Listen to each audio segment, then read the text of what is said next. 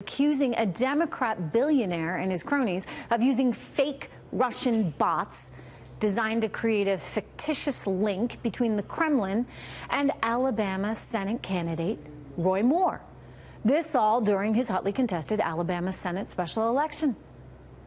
Joining me right now, cybersecurity analyst Robert Siciliano. And Robert, they're calling it a false flag operation. Walk us through what the Dems actually did here.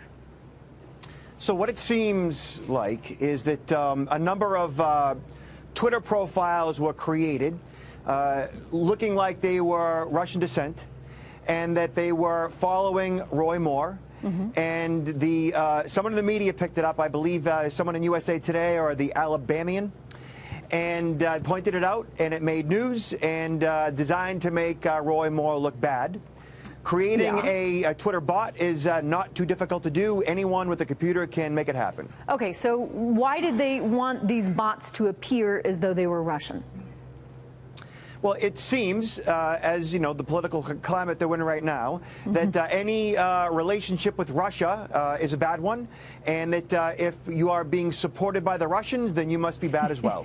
Okay, so now it's being used as political ammunition, I guess. The New York Times is pointing out that it really didn't have a big effect on the actual election results. And, I would agree with that, because you think about any fake Twitter accounts, and by the way, there shouldn't have been one. And I blame the Obama administration. I blame Robert Mueller's FBI. I blame James Comey's FBI for the fake accounts that existed.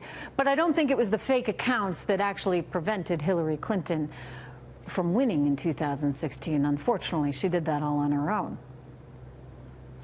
Yeah, right now, you can do a quick Google search for how to create a Twitter bot, and anybody can engage in that procedure, in that process.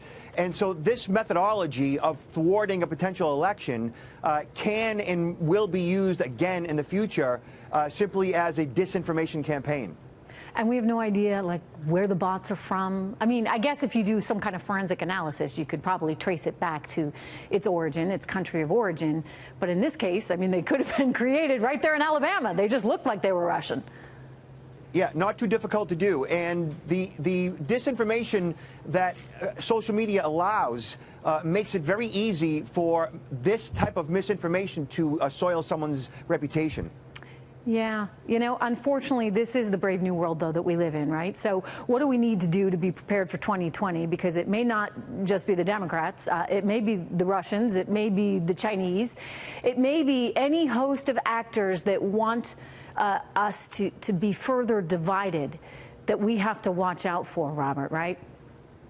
Yeah, there is an all-out assault online today, and anybody connected to the web, anybody with a presence needs to monitor their